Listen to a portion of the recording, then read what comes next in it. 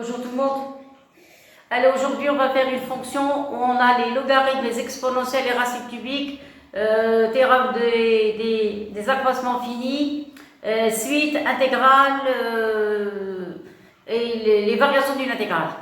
Alors partie 1, c'est une fonction auxiliaire, une fonction principale c'est la fonction 2 et vous avez troisième partie c'est calcul d'intégrale, mais d'une manière un petit peu spéciale. Alors je commence. Vous avez grande partie, la première, vous avez Gn de x est égal à nx plus 2ln de x. Une fonction logarithme avec des s, il y a des familles de fonctions. Montrer que racine de x est supérieure à ln de x.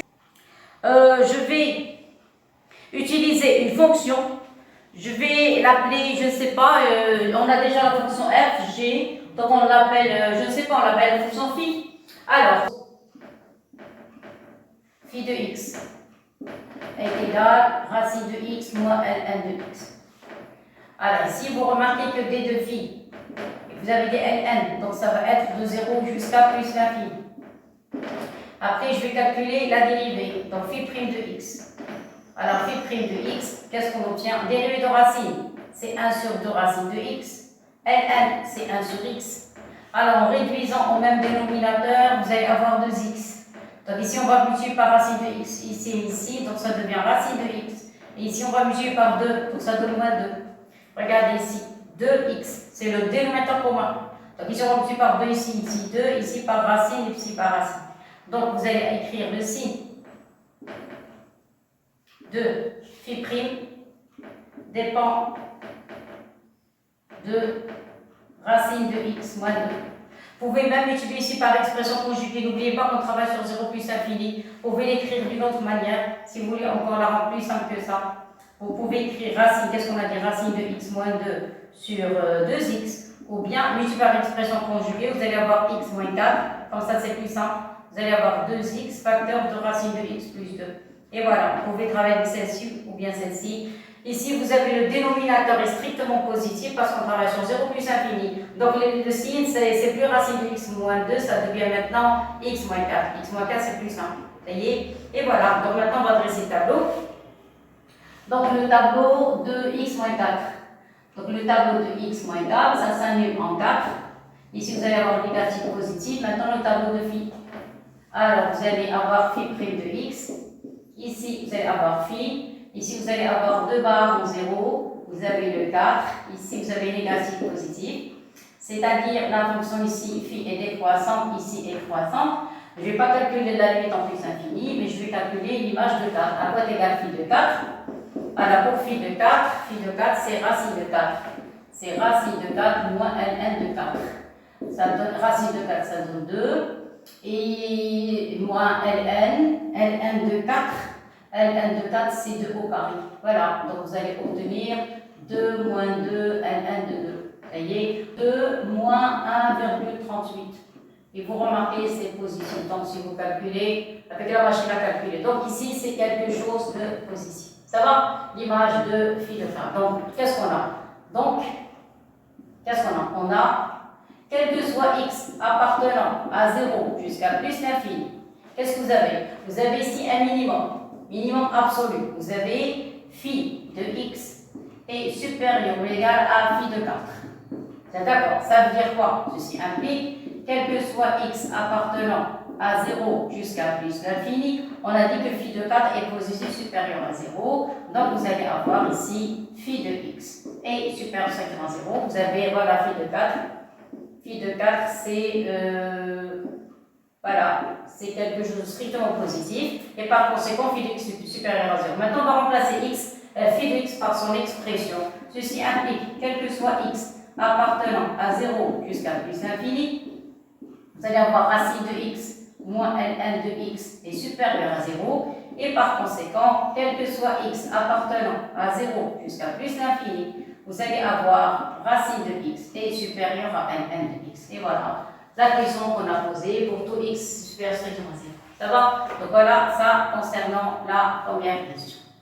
Et voilà.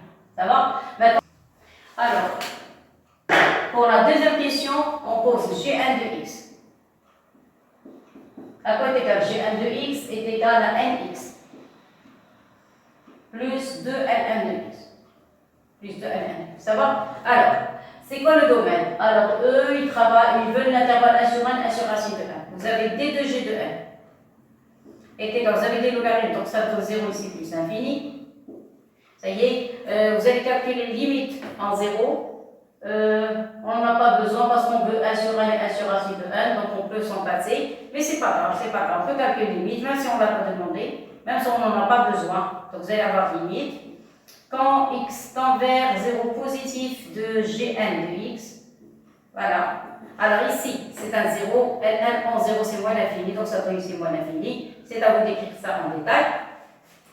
Deuxième partie, limite en plus l'infini. Alors, limite.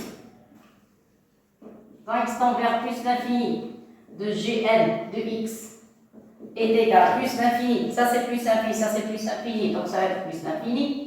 Ça y est, donc c'est à vous d'écrire en détail. On n'en a pas besoin parce qu'on veut un intervalle très réduit. Ça y est, maintenant on passe à la dérivée g' de x à quoi est égal à n plus 2 sur x. Et on travaille sur l'intervalle 0 plus infini, donc c'est quelque chose de strictement positif. Et maintenant on dresse le tableau. Donc le tableau de, alors ici vous allez avoir gn', voilà, x, vous avez 2 barres en 0. Ici g de n. Ici c'est quelque chose de positif, donc comme ça. Ici vous allez avoir, qu'est-ce qu'on a dit, moins l'infini. Ici vous allez avoir plus l'infini. Et voilà. Ça va? Très bien. Donc qu'est-ce qu'on remarque ici? On remarque que gn, elle passe des valeurs négatives vers les valeurs positives, donc automatiquement elle va s'annuler quelque part. Donc elle va s'annuler ici, regardez, elle passe de moins l'infini à plus l'infini. Donc, quelque part, vous allez avoir ici une valeur intermédiaire alpha. Ça y est, c'est le but. C'est ça le but. On demande de montrer que l'équation g de n x égale 0 a une solution unique alpha n. Vous avez, c'est quoi d de g de n? C'est 0 plus l'infini. Donc, vous avez, quel que soit n appartenant à n étoiles, qu'est-ce que vous allez avoir? Vous allez avoir deux choses. On a deux choses. Vous avez 1 sur n est strictement positif. Ceci implique quoi? Que 1 sur n appartient à d de g de n, parce que c'est quoi d de g de n? C'est 0 plus infini. Et vous avez 1 sur racine de n, c'est aussi quelque chose de positif. Donc vous allez avoir 1 sur racine de n appartient aussi à d de g de n. Ça y est. Maintenant l'intervalle, vous avez quel que soit. Attendez, je vais essayer de résumer ça. Donc, alors racine de x est supérieure à n de x. On ne va pas dépasser les limites. Ça va? Alors, qu'est-ce qu'on a dit? Donc, vous avez ça, c'est première remarque, c'est-à-dire les deux valeurs appartiennent à d de g de n. Deuxième remarque, vous avez quel que soit n appartenant à n étoile, vous avez racine de n est plus petite que n. Ça y est, même inférieur à 1, parce que si vous prenez le 1, racine de 1 est inférieur ou égal à 1, ceci implique que quel que soit n appartenant à n étoile, vous allez avoir 1 sur n est inférieur ou égal à 1 sur racine de n. Donc, on peut considérer l'intervalle 1 sur n jusqu'à 1 sur racine de 1. Alors, on considère l'intervalle. Alors, quel intervalle? On considère l'intervalle, qu'est-ce qu'on a dit? Voilà, fermé. Vous allez avoir 1 sur n jusqu'à 1 sur racine de n. Ça y est, et voilà. Et à cet intervalle, je vais essayer d'appliquer théorème des valeurs intermédiaires. Ça y est. Alors, premièrement, c'est quoi G de n? G de n est somme de fonctions continues. Alors, je commence. Je commence par la continuité. Alors, maintenant, on commence le théorème. Vous avez Gn et somme de fonctions continues sur 0 plus infini. Donc, Gn est continue sur 0 plus infini. Alors, puisqu'elle est continue sur 0 plus infini, donc elle est continue sur 1 sur 1, 1 sur racine de 1. Donc, G de n. Alors, donc, G de n est continue. Continue sur l'intervalle fermé 1 sur n, 1 sur racine de n. Donc on a terminé avec la continuité. Première étoile. Deuxième étoile. Regardez, Gn est continu strictement croissant. Alors Gn est continu strictement. Alors continu strictement croissante sur alors 0 plus infini. Donc Gn est continu strictement croissante sur 1 sur n. 1 sur racine 2. Ça y est, vous pouvez même prendre l'intervalle ouvert. Continue strictement sur cet intervalle. On n'a pas de problème avec les nombres. Ça y est. Alors, pour la continuité, prenez intervalle fermé. Pour la continue strictement croissante, ici, je n'ai pas de problème parce que vous avez l'ensemble R plus étoile, c'est exactement le domaine de définition de jeu des verbes. Ça y est, il continue strictement. Qu'est-ce qui reste maintenant? Il reste les images. Alors, vous avez G1 de 1 sur 1. À quoi est égal? 1 sur n, c'est la fonction g, la fonction. Voilà. Vous allez avoir ici n fois 1 sur n plus 2 ln de n. 1 sur n. Ça y est? Alors, n avec n, simplification, il va rester 1 moins 2 ln de n. Voilà gn de 1 sur n.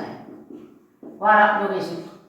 Alors, on va prouver que ce nombre, est-ce qu'il est positif, est-ce qu'il est négatif? Regardez, je travaille dans l'ensemble n avec n supérieur ou égal à 3. Ça y est? Donc, si n est supérieur ou égal à 3, alors, or, on a, quel que soit n supérieur ou égal à 3, alors, quel que soit n, alors, or, quel que soit n appartenant à n avec n supérieur ou égal à 3, qu'est-ce qu'on a? On a n.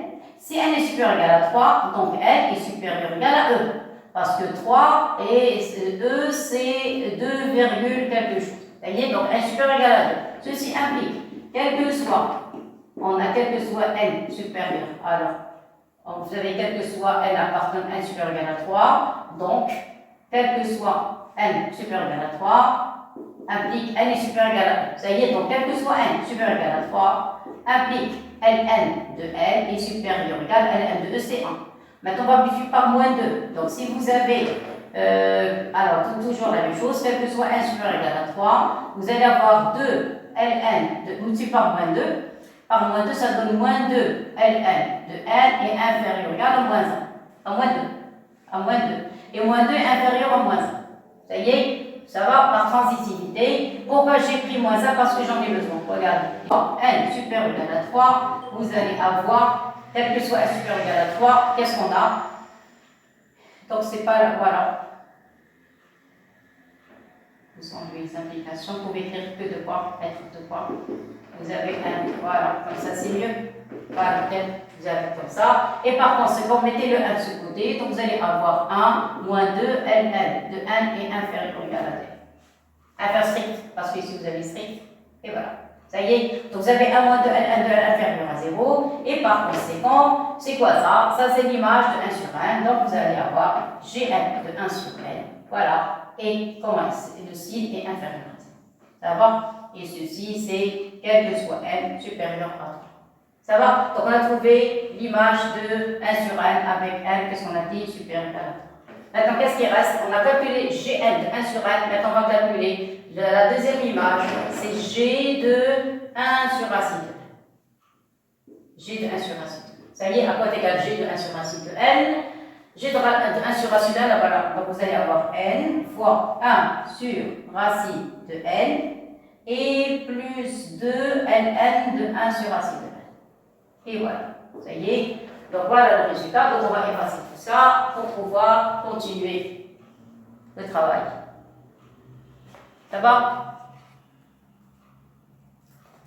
Et voilà. Alors, j'efface cette partie. N'oubliez pas, j'en ai besoin. J'ai besoin de cette relation. Alors, maintenant, on va calculer la deuxième partie. 1 sur 1. Donc, G de 1 sur racine de n. Qu'est-ce que ça donne? Ça donne, voilà, vous allez avoir n On a dit 1 sur racine de n plus 2. Alors, plus 2 ln de 1 sur racine de n. Ici, vous pouvez enlever, vous pouvez écrire 1 sur n, mettre la racine comme ça. Alors ici, après simplification, il va rester ici racine de n. Ici, vous allez avoir 2. Ici, vous allez avoir ln de 1 sur n à la puissance 1 demi. Mettez le 1 demi ici, donc ça donne racine de n plus 2 fois 1 demi. Il va rester ici ln de 1 sur n, ça va. Et ln, c'est moins ln de n, donc ça donne racine de n. 2 avec 2 va disparaître, il va rester moins ln de n. Et voilà, ça y est, voilà, j'ai de 1 sur racine de n. Et voilà le calcul. Ça y est. Or, d'après cette question, ça, pour tout x positif, comment est le n? N est supérieur à 3, supérieur ou égal à 3. Qu'est-ce que ça veut dire? C'est-à-dire n est supérieur à 0. S'il est supérieur à 0, ceci implique que racine de n est supérieure à ln de n. On utilise cette relation. Ça y est. Et par conséquent, qu'est-ce que vous avez? Quel que soit n supérieur ou égal à 3, vous allez avoir racine de n moins ln de n est supérieur à 0. Et c'est quoi n moins ln de n? C'est g de 1 sur racine de n. Ceci implique que g de 1 sur racine de n est supérieur à 0, et ceci quel que soit n supérieur ou égal à 3. Parce que nous, on travaille à partir de 3. Ça y est, à la conclusion. Donc, qu'est-ce que vous allez avoir? Vous allez avoir g. Alors, g de 1 sur n multiplié par g de 1 sur racine de n est inférieur à 0. Tout simplement. Ça y est, et voilà, c'est la fin. Donc, d'après théorème des valeurs intermédiaires, l'équation. Quelle équation? Gn de x est égal à 0, admet une solution unique, alpha n, telle que, qu'est-ce qu'on va voir? On va voir Gn de alpha n est égal à 0, d'après le tableau, vous avez vu, et alpha n appartient à quel intervalle? Appartient à l'intervalle 1 sur n et 1 sur racine. Ça y est. Et voilà. Ça y est, donc c'est correct. Ici, s'il vous plaît, pour le continu strictement croissant, parce qu'on a parlé de dérivabilité, donc ici, vous pouvez prendre l'intervalle ouvert ou bien l'intervalle fermé, vous n'avez pas de problème, parce que vous avez tout l'intervalle, toutes les valeurs de cet intervalle sont incluses dans le tableau, le domaine de G de N. Sinon, si vous voulez appliquer le cours, vous prenez les bornes ouvertes. Donc ici, on n'a pas de problème avec les bornes. Ça va? Et voilà. Donc, d'après le théorème des valeurs intermédiaires, on a trouvé l'existence de alpha n. Ça va? Voilà. Maintenant, on va passer à la limite de alpha n. Alors maintenant, on va passer à la dernière question limite de alpha n, à la troisième question. On a alpha n est compris entre 1 sur n, 1 sur racine de n. Alors, alpha n est compris entre 1 sur n et 1 sur racine de n. Voilà, maintenant on passe en limite. Donc vous allez avoir limite en plus l'infini de 1 sur n, inférieur ou égal à limite de alpha n, plus l'infini, et inférieur ou égal à limite en plus l'infini de 1 sur racine de n. S'il vous plaît, si vous ne voulez pas écrire plus l'infini, ce n'est pas la peine. Parce qu'il s'agit de suite, on a limite comme plus l'infini, c'est tout. Donc vous ne voulez pas les mettre, ce n'est pas la peine. Ici vous allez avoir un 0, ici vous allez avoir limite de alpha n en plus l'infini, et ici vous allez avoir 0. Ça y est, et par conséquent, limite, quand 1 tend vers plus l'infini de alpha n est égal à 0. Et voilà le résultat. Ça y est. Donc voilà, on a terminé la première partie. Maintenant, on va passer à la fonction principale. C'est terminé, ça y est. Donc ici, première partie. Maintenant, la grande. Alors, la grande partie, f de x. Voilà la fonction f. Vous avez f de x égale. Il y a des racines cubiques. Racine cubique de x. Et il y a des exponentielles. Les exponentielles, c'est un cours très simple. Vous pouvez le faire en 20 minutes. Ce n'est pas tellement difficile. Allez, on continue. Alors maintenant, on va commencer la première question. Ici, qu'est-ce qu'on demande? On demande d'étudier la dérivabilité de f à droite de 0. Alors, première question, dérivabilité. Dérivabilité à droite de 0. Alors, on va calculer limite. Quand x tend vers quoi x tend vers 0 positif de f de x moins f de 0 sur x moins 0 est égal, limite. Quand x tend vers 0 positif de racine cubique de x moins, fois exponentielle moins x. Remplacer x par 0, donc ça donne 0 sur x. Voilà, ici, on va simplifier. S'il vous plaît, vous essayez d'écrire l'égalité comme ça. Moi, pour avoir un peu d'espace, je me suis peu poussé la limite. X tend vers 0 positif. Vous allez avoir racine cubique de x. Ici, exponentielle moins x. Le x, c'est positif, donc je peux le mettre sous forme de racine cubique de x fois racine cubique de x au carré. Vous pouvez écrire le carré à l'intérieur, comme vous pouvez écrire à l'extérieur. X est positif. Vous allez avoir une simplification. Ça y est. Alors, on a limite, quand x tend vers 0 positif, exponentielle moins x, ça donne e puissance 0 est égal à 1. Et vous avez limite, quand x tend vers 0 positif de 1 sur de racine cubique de x de tout au carré. Ça donne un 0 positif. Donc ceci implique que limite, quand x tend vers 0 positif, de f de x moins f de 0 sur x moins 0 est égal au numérateur vous avez 1, au dénominateur vous avez 0 positif, donc c'est plus l'infini.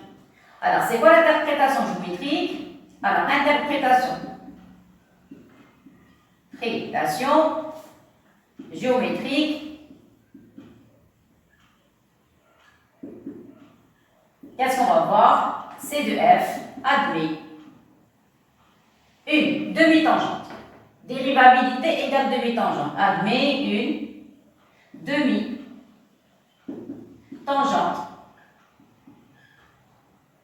Demi-tangente verticale, parce que vous avez l'infini. Verticale. Dirigée vers le haut. Pourquoi le haut? Vous avez 0 positif plus l'infini. Verticale, dirigée vers le haut. Et voilà, on a terminé. Calcul de f'. Si vous passez au grand sujet, c'est-à-dire les études de fonctions. Cette fonction n'est pas difficile, mais ce qui m'intéresse dans cette étude, c'est, je vais appliquer ici le théorème des accroissements finis. Vous avez une fonction où vous avez une intégrale, ça y est, et on a fait un seul exercice de ce genre. C'est quelque chose qu'on voit pour la première fois cette année, c'est-à-dire calcul d'intégrale. Et c'est ça ce qui m'intéresse, moi. Je vous ai donné une fonction simple, elle n'est pas difficile. Ce qui m'intéresse ici, c'est savoir appliquer le cours, tout simplement. Toujours on commence par des choses simples.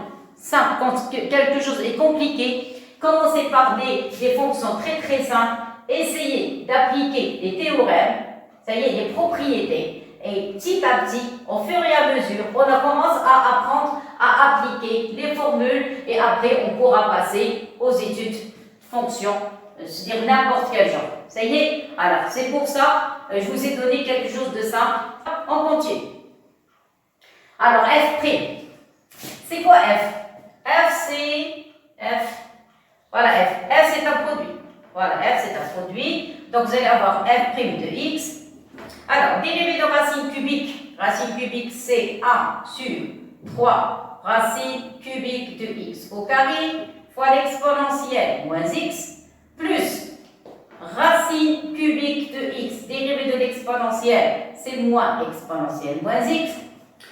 Alors, une qualité dans ce qui concerne les exponentielles, quand vous avez une fonction sous forme de produit où vous avez des exponentielles, on a toujours une factorisation avec les exponentielles et ça rend le calcul simple. Alors, dans ce cas, on va factoriser par exponentielle moins x. Qu'est-ce qui va rester? Il va rester ici 1 sur 3 racine cubique de x au carré. Ici, il va rester moins racine cubique de x. Et voilà. Ça y est. Et qu'est-ce qu'ils ont dit? On doit trouver la dérivée sous cette forme. Ils ont donné des conditions. Voilà. Vous avez vu? Voilà. Dans ce cas, regardez qu'est-ce qu'on a. On a des racines cubiques. Il faut les faire disparaître. Regardez, il n'y a pas de racine cubique. Vous avez vu? Alors, quand on vous impose, je vais réduire au même dénominateur, mais quand on vous impose une formule ou bien une relation, il faut arriver au but. Ça y est? Donc, qu'est-ce qu'on va faire?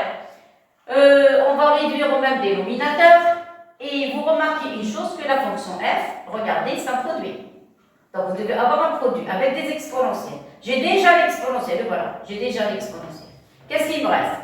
Il reste à mettre à moins 3x sur 3x, de mettre sous forme. Vous avez des racines cubiques ici, vous avez des racines cubiques ici, donc je vais essayer d'arranger les graphiques. Voilà. Alors, je continue. Regardez ici, vous avez deux choses ici. Ici, regardez. Vous avez une seule fraction, donc je suis obligée de réduire au même dénominateur. Donc, vous allez avoir f' de x égale, on a factorisé par l'exponentielle. Vous pouvez mettre l'exponentielle dans la deuxième position. Donc ici, vous allez réduire au même dénominateur. Vous allez avoir 3 racines cubiques de x carré. Réduisez, ici vous allez avoir un 1, le voilà. Et ici, racine cubique de x carré fois racine cubique de x. Vous allez avoir ici racine cubique de x au cube. Vous avez un moins et vous avez un 3, ce 3, celui-là. Ça y est. Et aussi, qu'est-ce qu'on a dit? Exponentielle moins x, ça y est. Alors, pour faire apparaître la fonction f, il me faut une racine cubique de x. Alors, qu'est-ce que je vais faire? Je vais multiplier par racine cubique de x et diviser par racine cubique de x. Ça y est, parce que je ne dois pas avoir ici de racine cubique. Maintenant, vous développez, ça y est, on a terminé notre calcul. Donc, vous allez développer, vous allez avoir f' de x, ça va, est égal. Alors, vous allez avoir, si vous multipliez ça avec ça, qu'est-ce que vous allez avoir? Vous allez avoir 3 racines cubiques de x au cube, clair? Ici, vous avez un 1, moins 3. Racine cubique avec x au cube, c'est un x, ça va? Et qu'est-ce qui va rester? Il va rester l'exponentielle et la racine cubique. C'est qui va rester quoi? Racine cubique de x fois exponentielle moins x. Et c'est quoi ça? Ça, c'est f de x. Ça y est, c'est terminé. Racine cubique avec x au cube, c'est un x. Et voilà, c'est terminé. Donc, vous allez avoir f de x. Il va rester 1 moins 3x sur 3x fois f de x. J'ai terminé. J'encadre, et je toujours encadré. Attention, toujours. Il faut bien présenter la copie, s'il vous plaît, comme il faut. Je le mentionne ici. Alors, à quoi est égal d de f? Parce que maintenant, j'en ai besoin. Vous avez les racines cubiques, donc vous allez avoir le domaine, c'est de 0 jusqu'à 10. Ça y est, c'est pas la peine de se casser la tête. Parce que vous avez des racines, mais ici, je vais avoir des problèmes ici. Ça y est, pourquoi? Parce que j'ai besoin du signe. F' dépend de quoi? Alors, F' dépend, regardez. Regardez l'expression de f. Vous avez racine cubique de x. Racine cubique, c'est quelque chose de positif. Exponentielle, positive, donc elle est supérieure à 0. Elle s'annule en 0. Regardez, donnée à x0, elle va s'annuler en 0, donc ça, tout ça c'est 0. Clair? Donc la fonction f est positive, elle peut s'annuler. Elle s'annule en 0. Ça y est? Mais ici, je ne peux pas avoir ici 0. Ça y est, parce que sinon, je vais avoir un 0 au dénominateur. Donc, je n'ai pas le droit de prendre le 0. Ça y est? Donc, qu'est-ce qu'on a? Alors, ici, qu'est-ce qu'on a? f' est défini. Sur quoi? Sur 0 plus infini. Je ne peux pas prendre le 0. Parce que ici, vous avez un x au dénominateur.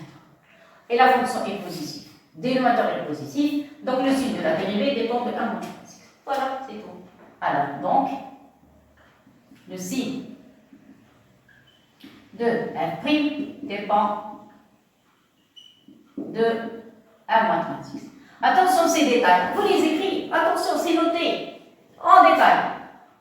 Il y a des trucs qu'on peut sauter. Tout à fait normal. Mais il y a des trucs, il faut les mettre. Alors, le tableau aussi, il faut le mettre 1 moins 3x. Ça s'annule en 1 tiers. Donc ici, normalement, c'est un polynôme. Un polynôme peut mettre moins l'infini plus l'infini. Ça s'annule en 1 tiers. Le signe, ici, vous avez un signe moins. Donc ici, vous allez avoir que des plus. Ici, des moins. Et voilà. Clair? Voilà, c'est terminé. Mais nous, on travaille sur quoi? On travaille sur 0. 0 plus l'infini. Donc, il faut parer cette partie.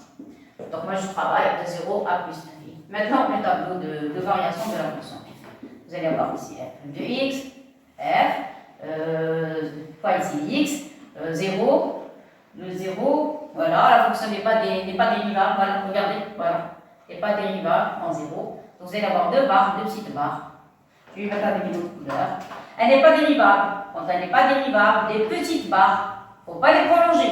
Sinon, le 0 n'appartient pas au domaine. Mais le 0 appartient au domaine, regarde. La plus annulée en 0. Voilà, regardez le domaine. Ça y est, deux petites barres. Et il faut mettre ce que vous avez trouvé. Vous avez trouvé dérivable en 0, on a trouvé plus infini, il faut écrire ici plus infini. Ça y est, mettez le 1 tiers, et voilà. La dérivée s'annule, copier-coller, et voilà. Ça y est, donc c'est une fonction qui croisant et décroissant. Ça va? Maintenant, l'image de 0. L'image de 0, remplacée, c'est 0. C'est nul. Voilà, vous avez vu, elle a une image. Elle n'a pas de problème avec l'image de 0. Et limite en plus infini, on n'a pas calculé. On l'a pas calculé, mais oui, on a un petit problème avec limite en plus infini. Plus infini avec moins, ça donne moins l'infini. Exponentielle moins l'infini, c'est 0. Ça, c'est plus infini. Donc, il y a un petit problème. Ça va? Donc, on va calculer. Qu'est-ce qu'on a dit? Limite en plus infini pour compléter le tableau. Et ici, il faut écrire f de 1 tiers. Ça va? Voilà, j'ai terminé. Il me faut la limite en plus infini. Voilà, donc je vais calculer maintenant. Limite. Quand x tend vers plus infini de f de x. Égale limite. Quand x tend vers plus l'infini, ça va? De la fonction racine cubique de x exponentielle moins x. Ça va? On peut, oui, je peux mettre exponentielle au dénominateur. Donc, qu'est-ce que vous allez avoir? Vous allez avoir limite. Quand x tend vers plus l'infini, vous allez avoir ici racine cubique de x sur e de x. Maintenant, c'est correct. Ça y est, il ne va pas y avoir de changement de variable. Mais, quelles sont les limites en limite en plus infini exponentielle? Il y a deux limites. Il y a limite x tend vers plus infini exponentielle est égal à plus l'infini. Je ne peux pas la mettre ici. Pourquoi? Parce que ici, vous avez l'infini sur l'infini. Ça y est, donc il faut une petite transformation ici. Ça y est, ou bien vous allez avoir limite x tend vers plus l'infini de e de x sur x. Ça tend vers plus l'infini. Ça y est, donc je ne peux pas avoir ici parce que ça donne une forme indéterminée. Vous allez avoir l'infini sur l'infini et par conséquent, je vais utiliser la deuxième limite. Alors, que dit la deuxième limite? La deuxième limite, alors on doit avoir la même variable ici et ici. Et cette variable doit tendre vers plus l'infini. Ici j'ai x, donc je dois avoir un x au dénominateur. Ça y est? Alors je commence, je continue les calculs. Donc vous allez avoir limite x tend vers plus l'infini. Voilà l'exponentielle. Vous allez diviser par x. Diviser par x, ça y est, et multiplier par x, ça va? Et n'oubliez pas que vous avez racine cubique de x ici. Ça va? Très bien. Alors après, ça, c'est une formule. Voilà. Sa limite est plus infini. Clair? Maintenant, ce x, vous pouvez le mettre sous forme de racine cubique. C'est-à-dire, qu'est-ce que je vais faire? Vous allez écrire limite, parce que je n'ai pas envie de faire de changement de variable. Si vous voulez faire des changements, pas de problème, c'est correct. Alors ici, je ne vais pas toucher. Je n'ai pas touché le numérateur. Ici, j'écarte cette partie parce qu'il s'agit ici de formule. Et ce x, celui-là, on va lui appliquer les racines cubiques. C'est-à-dire, je vais mettre racine cubique fois racine cubique de x au carré. Et voilà. Vous avez vu qu'est-ce que j'ai fait? Ce x, j'ai mis sous forme de racine cubique fois racine cubique au carré. C'est correct. Pourquoi? Pour pouvoir simplifier. Clair maintenant? Très bien. Maintenant, qu'est-ce qu'on a? Maintenant, on peut passer. Alors, on a limite. Quand x tend vers plus l'infini, j'écris le dénominateur. J'ai e de x sur x. Fois racine cubique de x tout carré. À quoi est égal? Ce terme va tendre vers plus l'infini. Multiplier racine cubique va tendre vers plus l'infini. Donc, le résultat va être plus l'infini. Et voilà. Ça y est. Mais au dénominateur, donc la limite de f, ça va être 1 sur plus infini, ça va être 0. Voilà. Vous avez vu, sans appliquer de changement de variable. Je préfère, si c'est possible. Sinon, on est obligé de faire des changements. Alors, plus l'infini de f de x, qu'est-ce que vous allez voir? On a dit, le dénominateur, le voilà, va tendre vers plus l'infini. Et on va voir la limite 1 sur l'infini, ça va être 0. Ça y est. Et voilà, c'est terminé. Donc ici, vous allez mettre 1, 0. Et avoir f de 1 tiers, vous allez avoir presque 0,5. presque 0,5, c'est-à-dire un demi, presque un demi. Ça y est. Alors regardez, sur le tableau de variation, c'est quoi I? I, vous avez 1 tiers 1. Donc voilà le 1 tiers. Et le 1 se trouve par ici. Voilà le 1. Ça y est. Donc le 1 tiers a pour image un demi et le 1, je ne sais pas, pour remplacer. Racine cubique de 1, c'est 1. Exponentielle, ici vous allez avoir moins 1. Donc ici vous allez avoir 1 sur E. Ici vous allez avoir 1 sur E. S'il vous plaît, 1 sur E, c'est presque 1 tiers. Alors F est décroissante. Décroissante sur l'intervalle 1 tiers 1 sur I, qui est égal à l'intervalle 1 tiers jusqu'à 1. Alors, puisqu'elle est décroissante, donc, vous allez avoir f de I est égal à f de 1 tiers 1, clair, elle est décroissante, donc vous allez avoir f de 1, f de 1 tiers. Et voilà, ça y est, on va calculer f de 1, on a dit 1 sur E, f de 1 tiers, c'est 1 demi. Ça y est, ceci implique que f de I est égal à f de 1, on a dit 1 sur E,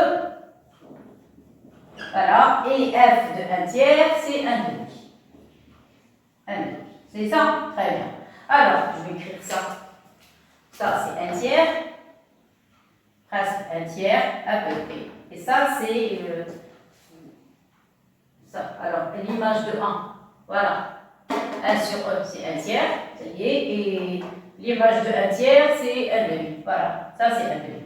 Qu'est-ce que vous remarquez? Ici, 1 tiers, ici, 1 demi. Et 1 tiers, 1 demi est inclus dans 1 tiers 1. Vous êtes d'accord? Donc cet intervalle est inclus dans l'intervalle 1 tiers 1. C'est ça. Alors 1 tiers 1, parce que 1 est plus grand que 1 demi. Et voilà. Et c'est quoi ça? Ça c'est I. Ça va? Et voilà. On a fait la démonstration. Donc, conclusion. Ceci implique que. Donc j'ai majoré. Donc vous avez f de I est inclus dans le résultat. Alors je répète, f de I, c'est f de l'intervalle 1 tiers 1, la fonction décroissante. Donc les images vont changer de place. Donc vous allez avoir 1 sur E et 1 demi. 1 sur E, c'est presque 1 tiers. Donc vous allez avoir 1 tiers, 1 demi plus petit que 1. C'est-à-dire cet intervalle est inclus dans celui-là. Celui-là, c'est I. Et voilà, on a terminé. Maintenant, on va passer à la question B. Alors je vous laisse assimiler 2 secondes. On passe à la question B. Alors maintenant, on va passer à la question B, celle-ci. On va montrer que f' de x est inférieur ou égal à 2 tiers, quel que soit x appartenant à i. C'est-à-dire, on va travailler sur l'intervalle i. Ça y est, alors, la dérivée, voilà la dérivée. Alors, on va montrer, qu'est-ce qu'on a dit, que f' de x est inférieur ou égal à 2 tiers, quel que soit x appartenant à i. Alors, qu'est-ce qu'on a? Alors, on a plus que 2 tiers. Donc vous allez avoir 1' de x est égal. Voilà la dérivée. Donc vous allez avoir valeur absolue 1 moins 3x sur 3x, valeur absolue de f de x. Donc je peux les séparer, pas de problème. Vous avez valeur absolue du produit, c'est le produit des valeurs absolues. Ça y est, et ceci c'est quel que soit x appartenant à. Or, qu'est-ce qu'on a d'après la première question? F de i est inclus dans i. Vous êtes d'accord? Or, d'après la question A, qu'est-ce qu'on a? Alors, on a f de i est inclus dans i. Qu'est-ce que ça veut dire? Ça veut dire que, quel que soit x appartenant à i, vous allez avoir f de x appartient à l'intervalle 1 tiers 1. Alors, appartient à l'intervalle 1 tiers 1. Qu'est-ce que ça veut dire? C'est-à-dire, quel que soit x appartenant à i, toutes les valeurs f de x vont être comprises entre 1 tiers et 1. C'est-à-dire la plus grande valeur, ça va être 1. Ça y est, ceci implique, parce que moi je veux majorer. Quel que soit x appartenant à i, vous allez avoir f de x est inférieur ou égal à 1. C'est quelque chose de positif, donc ici vous pouvez enlever la valeur absolue. Je n'ai pas de problème avec la valeur absolue. Sinon, vous allez la mettre comme vous pouvez l'enlever. Pas de problème.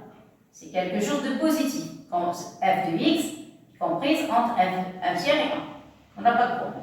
Inférieur ou égal à la première. Voilà, ça y est, qu'est-ce qui reste?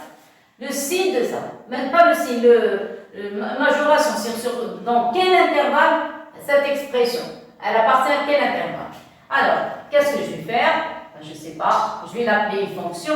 Maintenant, on va travailler avec celle-ci. Donc, on pose. Vous avez vu, il y a beaucoup de conditions dans l'exercice. C'est toujours comme ça. Toujours, il y a des choses qu'on les pose nous-mêmes. Donc, c'est mal écrit. Pourquoi c'est mal écrit? Sinon, vous allez calculer le dérivé. Sinon, vous pouvez calculer le delta. Vous avez le résultat facilement. Elle est décroissante, donc vous pouvez passer directement. Ça y est? Je ne sais pas. Vous voulez calculer le dérivé? Vous la calculez. Moi, je vais vous faire un petit rappel de question de seconde. En seconde, on écrivait 3x. Vous vous rappelez? 3, elle n'est pas définie en 0. Vous avez vu, elle n'est pas définie en 0. Vous pouvez écrire ici plus 1. Ici, vous allez avoir 3x plus 0. C'est ça. Calculez le delta. Et vous avez la monotonie. Tout simplement. Vous avez moins 3, 3, 1, 0. Voilà. Moins 3 fois 0, c'est 0. Vous allez avoir moins 3. Moins 3, c'est inférieur à 0. Ça veut dire h est décroissant. Tout simplement. C'est le programme de seconde.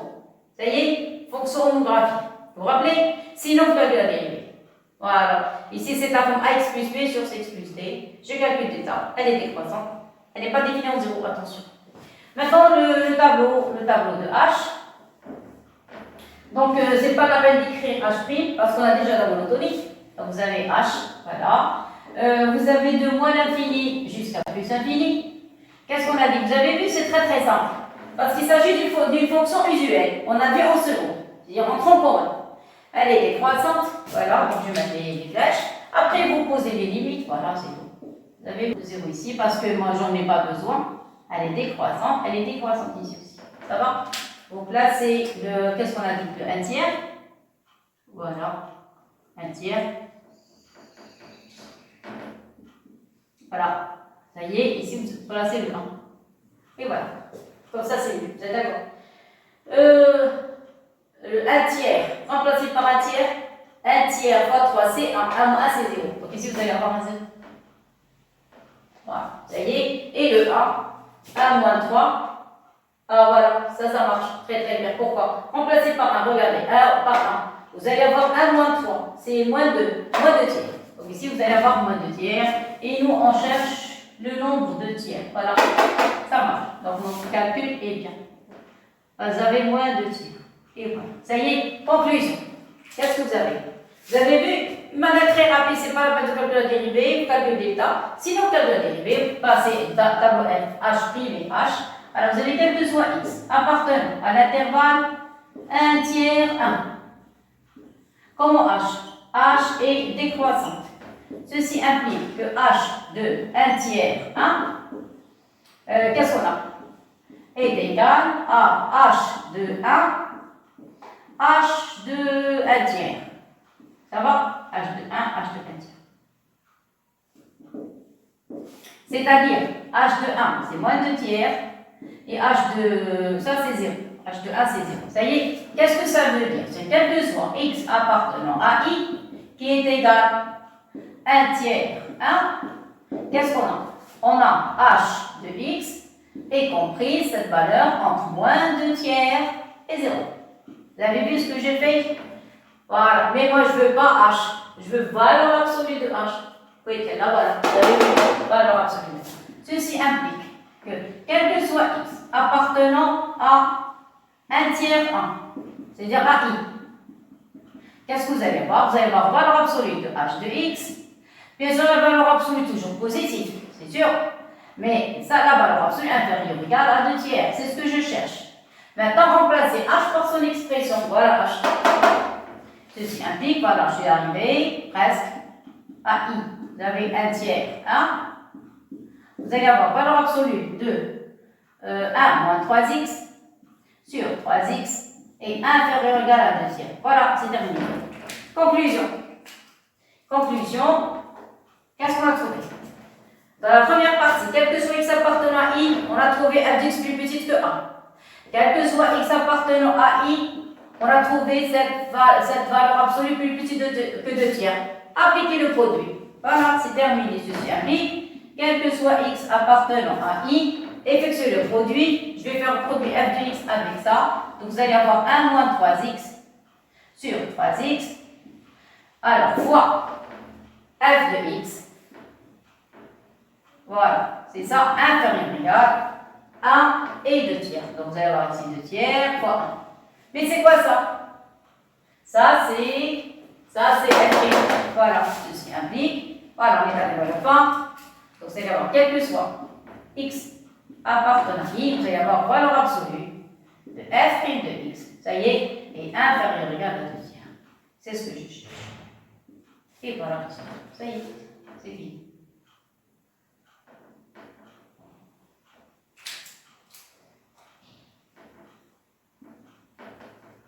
Voilà. Alors pourquoi ça? Pour pouvoir appliquer le théorème des accroissements finis. Alors question C, on va montrer que si on a f de x est égal à x équivalent, on va montrer que x est égal à alpha 3. Voilà. Regardez l'indice 3 est en relation avec quoi? En relation alpha 3. Vous avez un 3 ici, donc alpha n, voilà, regardez alpha n. Là, voilà, ça y est. Et alpha n est en relation avec gn de x égale à 0. Et ça est en relation avec ça. Ça y est, donc on a relié les questions. Ça y est, voilà. Donc maintenant, on va commencer la démonstration. Alors, on va commencer la démonstration à partir de f de x moins x pour arriver à x égale à alpha 3. Alors, je commence. Alors, on a f de x est égal à x. Qu'est-ce que ça veut dire? F de x, c'est, voilà, c'est racine cubique. Racine cubique de x exponentielle moins x est égal à x. Clair et net. Alors, je vais rendre tout de ce côté. Qu'est-ce que vous allez faire? Vous allez écrire racine cubique de x. Exponentielle moins x. Le x, je vais le rendre souvent de racine cubique aussi. Donc, vous allez avoir racine cubique de x pour pouvoir le factoriser. Racine cubique de x au carré. Voilà, est égal à 0. Vous avez compris ce que j'ai fait? Parce que x, c'est racine cubique fois racine cubique au carré. Pourquoi j'ai fait comme ça? Pour pouvoir factoriser. Donc, je continue. Donc, vous allez factoriser par racine cubique de x. Il faut rendre tous les x formes de racine. Ça, c'est un carré. Voilà. Ça y est. Alors, qu'est-ce qui va rester ici? Il va rester exponentielle moins x moins racine cubique de x le tout au carré est égal à 0.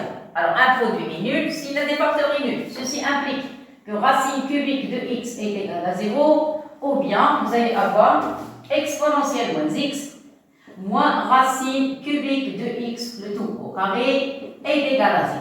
Clair? Je continue. Implique. Ici, qu'est-ce que vous allez avoir? Racine cubique de x est égal à 0, donc x est égal à 0. Voilà la première solution. Ou bien vous allez avoir racine cubique de x le tout au carré est égal à exponentielle moins x. Et voilà. X supérieur strictement 0. Donc ça, c'est impossible. Ça y est, ça, c'est impossible. Regardez, parce que vous avez x strictement supérieur à 0. Donc, qu'est-ce qui va rester? Il va rester que x. Je vais mettre ça sous forme de puissance. Donc, ça va être de 2 tiers.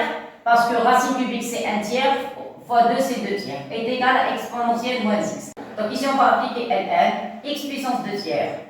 Est égal à logarithme exponentielle moins x. Ça y est, faites descendre la puissance, vous allez avoir 2 tiers, ln de x est égal à moins x. Quand vous avez ln de puissance x, c'est grand x. Ça y est, vous allez mettre le x de ce côté. Donc vous allez avoir, je vais mettre moins x de ce côté, vous allez avoir x plus 2 tiers de ln de x est égal à 0. Réduisez au même dénominateur, vous allez avoir 3x plus 2 ln de x sur 3 est égal à 0. Vous pouvez faire disparaître le dénominateur, il va rester 3x plus 2 ln de x est égal à 0. Et regardez, cette expression, je vais changer de couleur. Cette expression, ce 3, regardez ce 3. Voilà, c'est ça là, regardez cette expression. Vous avez 2 ln de x, là voilà. Vous avez nx. Et ça, c'est quoi? C'est gn de x. Ça y est. Et alors, ici, n à quoi est égal à 3 en posant. Alors, en posant, n est égal à 3. Ça y est. Donc, qu'est-ce qu'on va voir? Ceci implique que g de quoi? Gn de x. Donc, vous allez avoir g3 de x. G3 de x est égal à 0. Ça y est, G3 de x est égal à 0. Et on a déjà parlé tout à l'heure de cette question. Regardez, montrer que G1 de x est égal à 0, admet solution unique alpha n. Ça y est, ici n est égal à 3. Ça y est, ceci implique. Donc, il existe un unique alpha 3 alpha 3 en relation avec, regardez, alpha n en relation avec Gn. Donc il existe une unique solution alpha n, ça y est, comprise entre appartiennent 1 sur 1 sur racine de n. Alors appartenant à l'intervalle 1 et 1, je vais mettre les dénominateurs avec une autre couleur, n, vous devez avoir ici un n, regardez, ici n et ici racine de n. Ça y est, donc ici vous avez n est égal à 3, donc ici vous avez un tiers, ici racine de 3. Et voilà, ça y est, donc il existe une seule solution, donc je vais écrire ce qu'il demande, une seule solution, ça y est, alors il existe un seul alpha 3, ça y est, tel que vous allez avoir G3 de alpha 3 est égal à 0. Alors, alpha 3. Et voilà.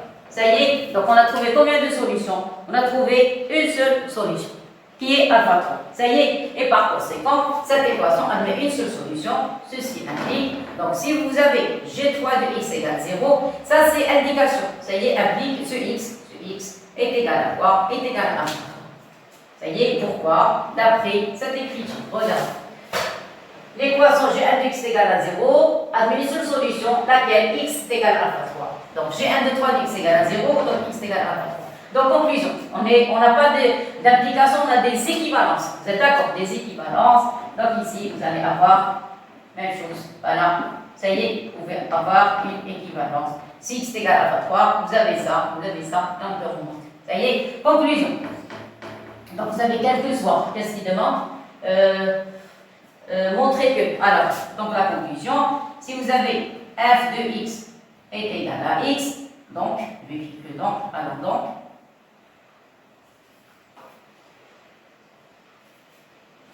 alors conclusion,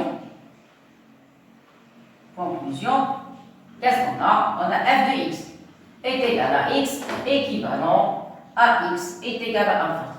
Et voilà, c'est la fin. Clair? Voilà, c'est la question qu'on cherche, la réponse à la question qu'on cherche. Ça y est, voilà, c'est terminé. Maintenant, on va passer à la question suivante. Qu'est-ce qu'on a? On a,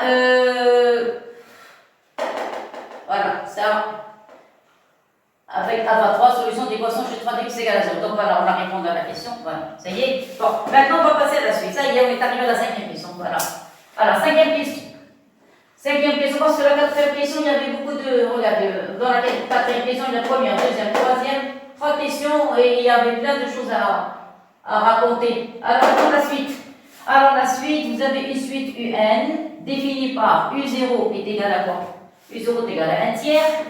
Voilà, 1 tiers, regardez, c'est pour ça que j'ai cherché l'intervalle alpha 3, 1 tiers, 1 sur racine de 3, donc on a besoin de 1 tiers, et UN plus 1 est égal à f de U. UN plus 1 est égal à f de U. Alors, qu'est-ce qu'on cherche? On veut montrer que quel que soit UN appartenant à I, quel que soit N appartenant à N, UN appartient à I, ça c'est N. Ça y est.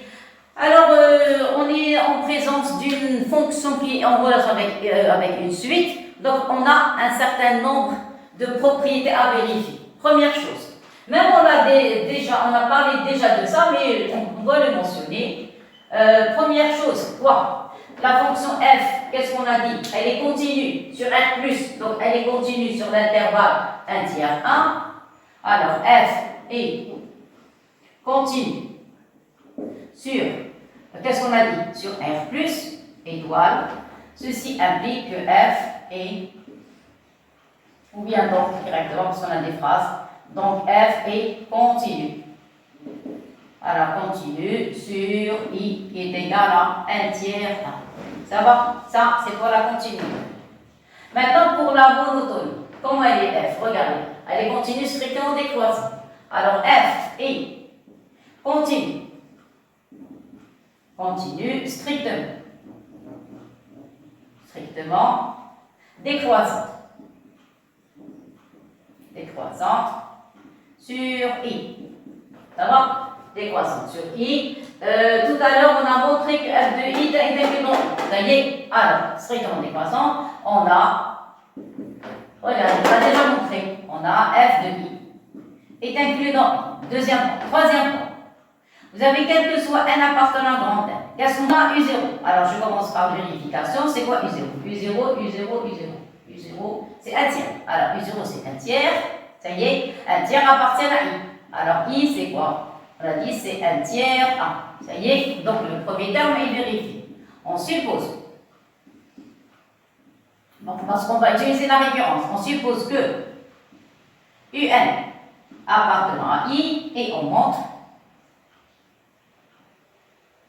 que UN plus 1 aussi appartiennent à I. C'est ça? Alors, qu'est-ce qu'on a? Vous pouvez procéder de plusieurs manières. Vous pouvez utiliser le fait qu'elle est continue strictement décroissante. Qu'est-ce qu'on sait? Alors, on a UN. D'après ça, appartient à I. UN est compris entre 1 tiers et 1. Vous êtes d'accord? Et comment la fonction f? Elle est décroissante. Donc, qu'est-ce que vous allez avoir? Vous allez avoir ici f de 1 inférieur ou égal à f de UN. Parce qu'elle est décroissante, vous allez changer les places. Ici, vous allez avoir 1 tiers. F de 1 tiers. Alors, f de 1 tiers. Et voilà. Ça y est, f de 1. Voilà le tableau. C'est pour ça que je n'ai pas effacé. F de 1, c'est 1 sur E. Voilà. Donc, ici, vous allez avoir 1 sur E. Inférieur ou égal f de UN. F de UN, voilà, c'est UN plus 1. C'est ça. Et f de 1 tiers, f de 1 tiers, f de 1 tiers, c'est 1 demi. Voilà, c'est 1 demi. Voilà, ça y est, c'est 1 demi. 1 demi est inférieur ou égal à 1. 1 sur E est supérieur à ou égal à 1 tiers. S'il vous plaît, si vous effectuez les calculs 1 sur E moins 1 tiers, je crois que ça va être 0,0, je crois 0,26, quelque chose comme ça. Donc c'est quelque chose de positif. Par conséquent, 1 sur 1 est plus grand que 1 tiers. Ça y est. Donc la conclusion, qu'est-ce qu'on a trouvé? On a trouvé que UN plus 1 est compris entre 1 et 1 tiers. Ça va? Et par conséquent, vous allez avoir UN plus 1 appartient à I. Clair? Ceci implique donc la conclusion, quel que soit N appartenant à grand N, vous allez avoir tous les UN sont compris entre 1 tiers et 1, ou bien appartiennent à I, ce que vous voulez. Donc, quel que soit N appartenant à grand N, vous allez avoir les UN, tous les UN appartiennent à l'intervalle. Et voilà le résultat. Ça y est? Très bien. Alors maintenant, on va passer à quoi? On va passer à, oui, maintenant le théorème des accroissements finis. Voilà, on est arrivé à la deuxième question, B. Théorème des accroissements finis. Seulement, j'ai un petit problème. Maintenant, ça y est, 1 heure s'est écoulée. Je suis obligée d'arrêter la vidéo. Je vais vous donner une autre. Pour terminer les questions qui restent, il reste B, C et D. Après la partie des intégrales, la dérivée des intégrales. Ça y est. Et en même temps, à la fin de cette partie, je vais vous donner un exercice qui est très intéressant, vous allez voir. Donc, je vais vous envoyer cette vidéo et après, je vais vous envoyer la deuxième où vous allez avoir la fin de cet exercice et un exercice extra. Allez, à tout à l'heure.